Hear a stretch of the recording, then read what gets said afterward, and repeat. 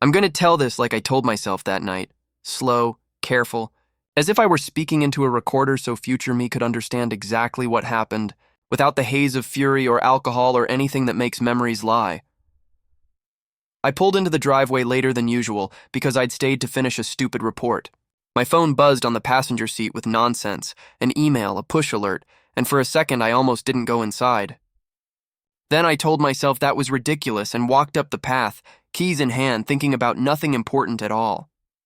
The house was quiet in the way a house is quiet when it's waiting to be a home again. The distant hum of the fridge.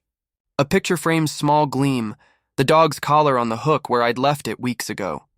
When I opened the bedroom door, the scene hit me like someone had hit a gong inside my skull. The bed was a mess, like it had been a battlefield of pillows and sheets. A tie hung from the lamp. My wife, Emily, sat on the edge of the mattress with mascara smudged under one eye. Beside her, my best friend Marcus was curled into an expression of shame and discovery, as if he'd suddenly recalled he'd done something that could not be undone. For a moment there was silence that tasted like metal. Then the only word I could find slipped out of me, brittle and small. Who? They both looked up like children caught trading secret toys, Marcus stammered. Emily's mouth opened and closed. Everything they tried to say landed like flat stones. The noises in the rest of the house carried differently, sudden, conspicuous. Someone somewhere dropped a plate. The dog started to whine. At that split second, all the classic images formed, the whole cinematic rage. Smash the lamp. Shout until I had no voice left. Call names that would make them flinch. Instead, I did something I have always been bad at. I kept very, very quiet. I walked downstairs. I made tea because doing a small ordinary thing steadied me. The kettle whistled and the steam fogged the window. I sat at the kitchen table, hands wrapped around the warm mug, and tasted all those small years. Our first apartment, the cheap IKEA bookshelf we argued about. The nights we stayed up planning a life that felt like a document we both signed. If any of that was a lie, I wanted to be meticulous about ending it. Not in a tantrum. In a way that would not be erased by their apologies or by hangovers, I called my brother. Record everything. Don't say anything stupid. Document, pictures, voice memos. His voice was calm on the other end, exactly the sort I needed. I set my phone to record and went back upstairs. I didn't want to yell. Yelling felt cheap. I wanted a record that could stand in court or at the dinner table in front of our parents.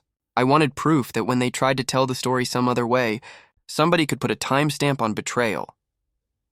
I opened the door and the room smelled like someone else's perfume. Older. Heady, the kind you notice in a crowded bar. I cleared my throat. Emily, Marcus, I'm recording this. They froze. There was the blank look that people get when they're suddenly required to be honest and they realize they have no practice at it. Marcus's jaw worked. Emily's eyes hardened in a way I'd never seen before.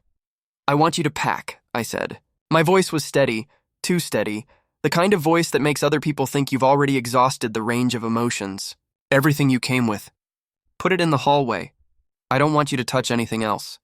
Marcus, I'm calling you a cab, they murmured, tried to clutch hands. I filmed it all. The trembling on Emily's lips, the guilty look on Marcus, the way he avoided my gaze. I could feel their anger boiling into my skin, so childish, so small. I recorded the apology that was really just a string of excuses. Marcus blamed, one thing led to another, and we were drunk. While Emily's voice wobbled between regret and the same old little justifications she'd used for petty things before. Tiredness, loneliness, a husband who worked too much. She hadn't considered, apparently, the ruin she'd plant with one choice. I let them say everything. I let them stitch their narrative together as if a story could reconstruct what the truth had already torn apart.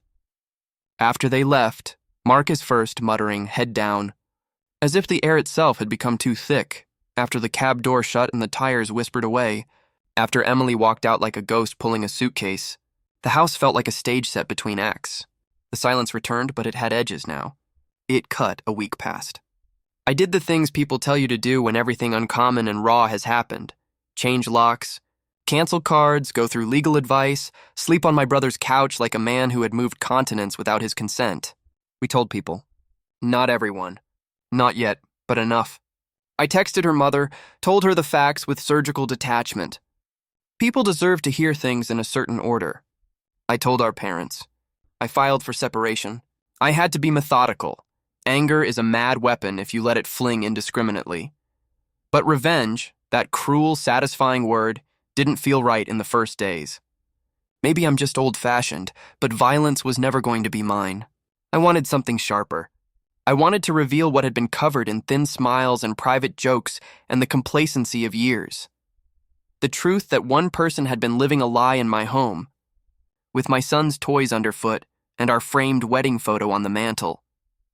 The plan wasn't born of malice so much as a belief. If a person had the brazen nerve to step into our life and set fire to it, the aftermath should be public, irreversible in 100 small ways that wouldn't let them pretend it had been a mistake later. First, I made a dossier, not the messy kind. Clean, cold, devastating in its completeness. I compiled the recordings I'd made, screenshots of Marcus's messages, ones he sent with that private arrogance. The same messages I'd seen on an old phone I'd found in a drawer when I was too suspicious to be charitable. Credit card receipts that showed nights out and hotel stays. Even photos from dates they'd tried to hide. I included personal notes from friends who'd been told half-truths by Emily in the weeks before. I hired a private investigator to pull corroborating evidence I couldn't access legally. Timestamps, GPS pings, hotel check-ins.